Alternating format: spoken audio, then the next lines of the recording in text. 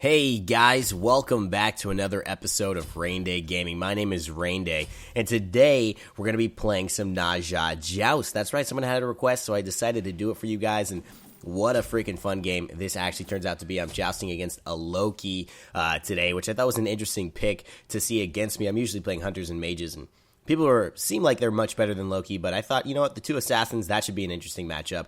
Loki with the stealth should be kind of difficult to keep on tap, but of course, 1v1 with the stun and the ultimate. But several stuns, you know, a lot of things that these two characters can kind of use to go against each other. I'm curious to see how it's going to pan out. Of course, I kind of already know, but I'm curious for you guys to see how it's going to pan out. Now, if you're watching this video, that means that you have just seen and heard the announcement about the Rainstorm Arena Invitational that's going to be happening sometime in February. That's right, guys. I'm going to be putting on a tournament that's going to be broadcast on Twitch, uploaded to YouTube, live commentators. We're going to have prize pool of 800 gems for each person on the winning team, 400 gems for each person on the second place team, and then there may be more added to the prize pool eventually as I head back in to lane here to get this Loki after taking my purple buff. I got a little Bluestone boots start going on with my 1v1 and just letting these minions focus on that tower without focusing on me. But anyways, guys, super exciting stuff. Of course, if you know that, you know I'm also going to be in Chile for the next month, which is going to be super amazing for me. As you see here, I'm getting some clear on the back end, and we'll talk a little bit more about Chile. But the sash comes out. I've got a full wave of minions. The Loki's trying to go at me. I hit a couple of crits. I hit another big crit, 141 damage, and I end up taking him out. Although his minions started to focus me and got me to about 46 health, I'm able to get that first blood, that crucial up leveling and gold and experience that comes with that kill. And so now I'm feeling pretty good about it. Nezha, if you guys don't know how his kit works, pretty much has this one where he throws out this universe ring, and it basically speeds him up, and it slows people it hits. So it's kind of it's a switch. It's one of those things where you're taking away something from your opponent, and you're giving yourself something. So it's a very dramatic adjustment here. You see, I missed my sash, which feels like child's play there. The Loki vanishes. I'm hitting blindly in the air. He looks like he might have backed off, and yeah, he did back off there. But his number one is that, and it's what I'm leveling up first, not only for poke, but for clear. I find that that's his best thing to do. The sash does not work on minions, it only works on players. And then obviously I'm focusing this back line of archers. Why is that? Because they do the most damage. So I'm going against the archers, and now I don't feel too bad. I missed my sash, almost a repeat of the last situation. He's having a hard time trying to beat up my minions, but he reappears at a bad spot, and I'm actually there to catch up with him. I hit my number one, I slow him down. He puts his Vladimir Putin, that's hilarious. He puts his decoy out, and it actually blocks me from being able to do what I need to do there. And I'm not able to get my ultimate because the mana is out. He decides to go back, but actually stay to try and throw his decoy out here because he has enough mana. Why not help push that lane just a little bit? And I'm staying here with the experience, and I'm going to get a little bit of tower damage, it looks like, guys. And as 1v1, I've been trying to take as much tower damage as possible. And this is ranked Joust, by the way. This is my really first time ever playing, Joust like this in a competitive format. So let me know what you guys think. If you're liking this video, please leave a like, leave a comment. Let me know what you think about 1v1. Let me know what you want to see in Joust, any combinations or any kind of videos. You know I like to do requests from people. I really enjoy that. So you see me picking up Malice, which is basically going to give me that critical chance. It's going to give me that physical power, but it's also going to give me a passive that combines really well with 1v1's ultimate.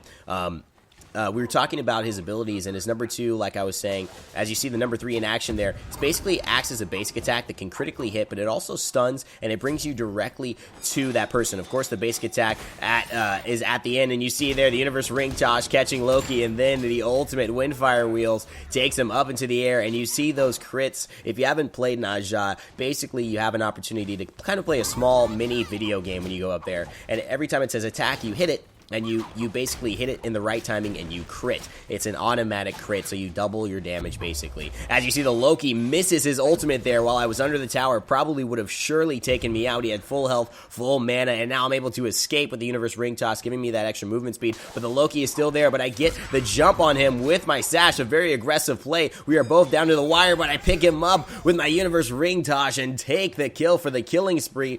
So many close calls there for that Loki who almost got the jump on me. I think missing that ultimate really was what turned the fight, and I've almost got this tower down I'm out of mana.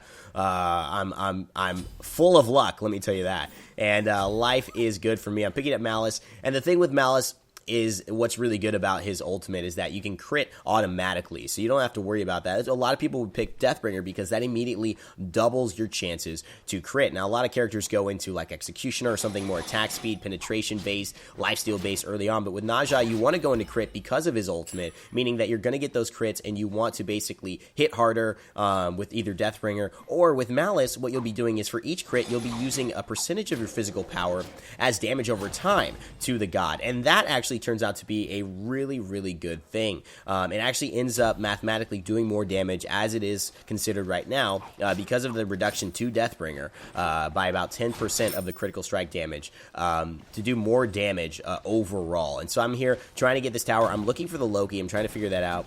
But again, guys, Malice is the way to go at this point in time. Looking to set up the sash potentially. I throw my Universe Ring Toss. It does end up hitting the Loki there. And the Bluestone damage as well, forcing him to wait a couple of seconds before backing. I get the sash, and I take him out. I dive under the tower. I don't think he was expecting that. Another hit from the cannonball, and I might be dead. The cannonball, wow. I mean, the ballista. And I might be dead, but you know what? It's enough to survive. One of the things that's really cool about Nezha as well is he's got kind of a hidden healing mechanic. His passive used to be, if you guys don't remember when Nezha was actually out originally, his passive was this kind of thing where he died, and if he died, the area he died in would be like blessed with like extra healing or some type of benefit for your team. It was pretty odd.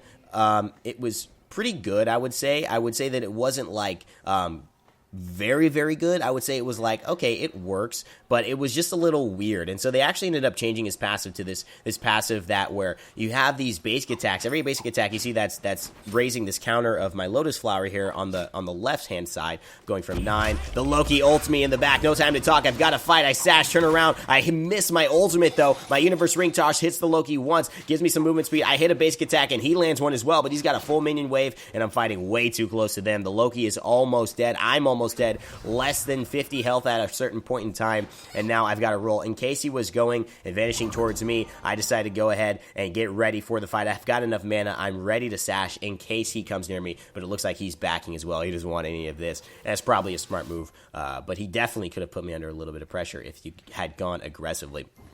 But again, they changed it so that you kind of have this hidden mechanic where it's kind of like Wanyu. The amount of hits he takes makes his heal that much bigger after you've accumulated a lot of hits. With Nezha, the more hits you actually make yourself, so the more basic attacks and auto attacks you use onto enemies, that means the more healing you will receive. I think it's a max of 20 stacks you can build up as the engagement here, and a 615 damage crit coming out from Nezha. Of course, at number 2, not only healing me, but also providing me with a standard crit chance, and just a ton of just added benefits there. I'm not sure if it's physical power. I know it's revolving around crit. Nezha has that built-in crit into his kit, which makes him always just a very dangerous crit-oriented god. That's really what it is. Nezha hits harder than a lot of the other assassins, and harder early on than a lot of other people. As you see, I get some health there back from my number 2 as I activate that, but not really necessary considering I was going to back. Probably could have saved that up and then got a couple hits in lane and then basically surprised the Loki with a little bit of health when I activate my number 2.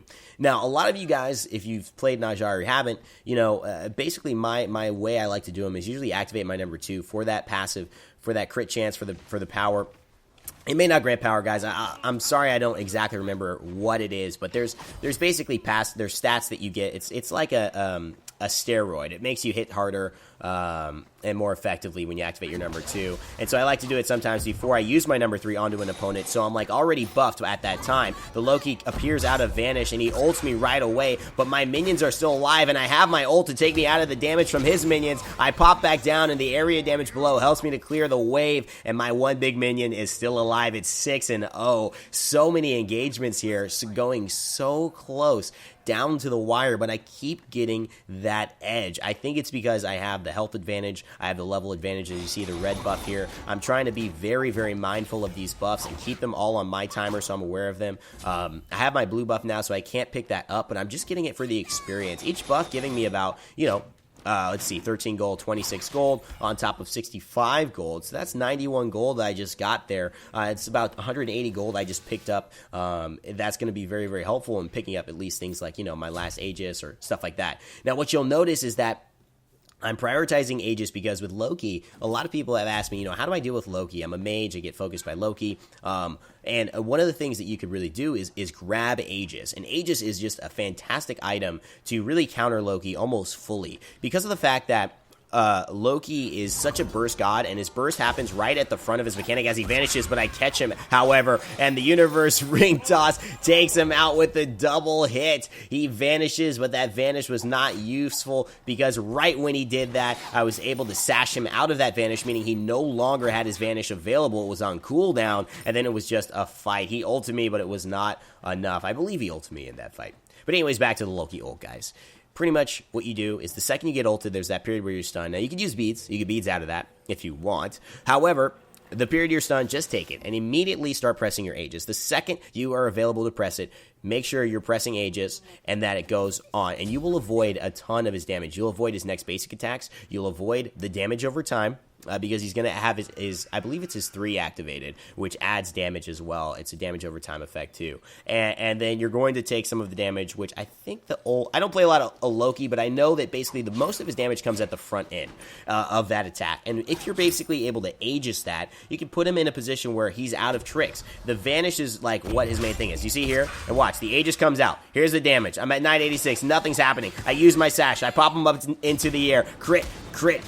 That's a dead Loki, and that is exactly how you do it, guys. And look at my number 2. What's going to happen when I pop that, guys? I don't know if I'm going to pop it right now. We'll see. I know I have 20 full stacks, so just pay attention if I ever do pop that, what it's going to look like here in just a moment. You see how much health I just got back from that. That is exactly what Nezha's passive does. So if you guys weren't aware of that, you're kind of like, what are these lotus flowers? Why do I somehow have a little bit more health than I thought? The Loki coming on me, he's looking very aggressive, but I got my sash. I know I can critically hit here. I might have a chance. The universe ring toss goes on him twice and puts me in a great position here. However, I see the Loki trying to back activate my number 2, ready to go and attack him, but it's not enough. And I actually take a Phoenix hit as well. I realize, you know what? I'm kind of cutting this close. If I would have got him, I definitely would have killed him, but he's a little bit close. He's at his base. He's going to be able to come out at me really, really soon, so I'd rather just back here. I go over in the corner to safety, so he doesn't know if I'm doing buffs or backing, and I finish my Mail of Renewal, which is going to help me.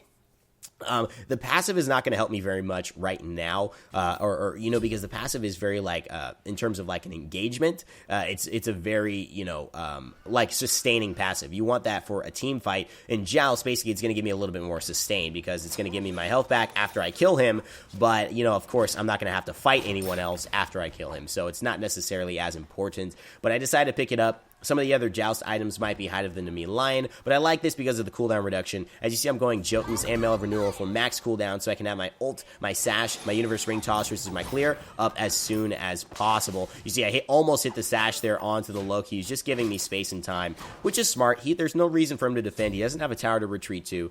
He shouldn't defend that close out. But you see here, I am 8-0, and he's just trying to put himself back. It's not like he can't win this game. I mean, he has to just play a little better. I think if he gets lucky with some of these engagements, he's got a full minion wave now. He ults me right away. The Aegis comes out, negating a lot of that damage. I go ahead and sash and repeat, but I wait for his beads. That's right. I knew he had beads, and now I go ahead and pick him up with the Universe Ring Toss, guys. And let me explain to you one of the things you have to do, knowing how many times people try to counter Nezha with beads. You have to understand that your combo is to use your number 3 and immediately go into your ult from there because you can't miss it, right? Because you're basically right on top of them. However, a lot of people realize that, and right after your number 3, they will beads, and that will mean that you will just run into them. Your ult will be nullified, very much like Ao Kuang. In fact, I'm not even sure it will do any damage. The Loki here activating, but the damage is real. I get a couple of crits off. I activate my number 2 for a little bit of healing, and I kill him right away. I feel like this could almost be the game, but I decided to go back and play it safe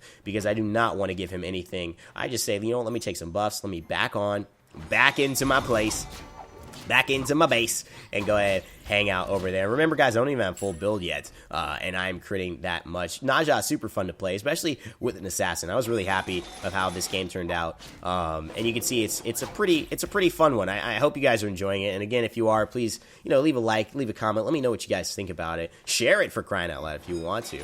This Nezha unstoppable build, baby. I think Malice is definitely the way to go if you guys are seeing my drift, especially with the Bluestone damage. It just creates a lot of damage over time that ends up adding up, you know what I mean? That sash, the ultimate, it just makes it like a very, very, very interesting thing, for Nezha to be able to go ahead and I think be effective, in this kind of situation here. And you see I pick up the Deathbringer, and now I'm looking, do I need something else? I'm trying to figure out, is there something else that I really use? I could grab beads, but I just feel like I've got everything under control, you know what I mean? I've got everything under control. I don't really need it. I'll see, maybe I'll think about something else, but I just feel like everything I'm doing is exactly what I need to keep doing, and this really should do it. I'm ready to go ahead and get myself going. There's probably, realistically, I'm thinking there's about 2 minutes left in this match as I clear this buff really quickly. I see the Loki there. I'm ready to go for him, and I hit the sash, the invisible sash. The ult comes out, but I Aegis right away to negate that damage as well. A huge difference. The universe ring charge allows me to catch up. The Loki disappears. Where's he going?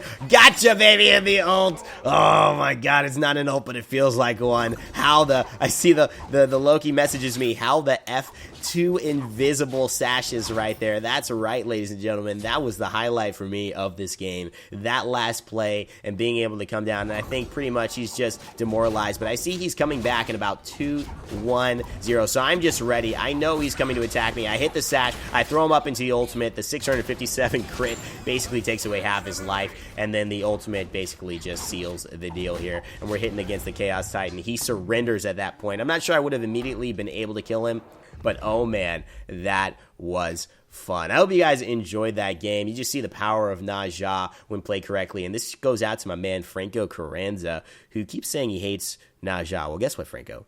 This is what you get. You hate this? Do you hate this 12-0 Nezha gameplay?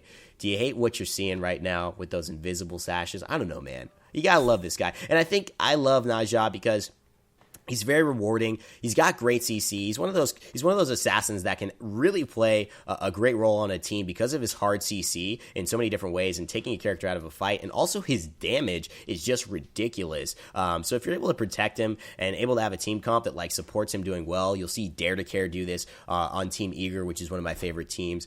Magisterially, unbelievably well to basically go ahead and take Jean Quis out of the fight and other characters that really make a big difference. So that's going to be it for me today, guys. I hope you guys enjoyed this. Here's the build I've been using for Nezha in this Joust. And if you guys like this Joust stuff, please let me know in the comment section below. Let me know what you thought about this video. And of course, let me know what you guys think about the Rainstorm Arena Invitational coming out. Are you guys going to try and be a part of it? Of course, it's for Rainstorm clan members, and we may open it up depending on how many slots get filled. But are you excited to watch? Are you excited to see an arena tournament that's commentated by me and hear some live commentary and kind of have an experience that's a little bit different than what's on the SMITE scene right now? I'm really excited for it. I think it's going to be great, and it holds a beautiful future for what we can be doing here and what we will be doing here on the channel in terms of tournaments and other stuff like that. So thanks so much for watching, guys. I am off to Chile tomorrow. Wish me luck. I will have some videos out for you guys once I get settled there, but it may be a couple of days. I'll definitely be vlogging and blogging to let you guys know what is going on as I walk you over my build here, but I will let you guys know a little bit more on that. And if you didn't catch the stream, or if you did catch the stream, either way, you guys got a lot more info that way, and you can watch the video on demand on twitch.tv/rainday to see it fully, and hopefully I've uploaded it on YouTube as well. Thanks so much for watching, guys. As always, have a great new year. My name is Rainday. Never give up, never stop gaming, and I'll see you guys next time.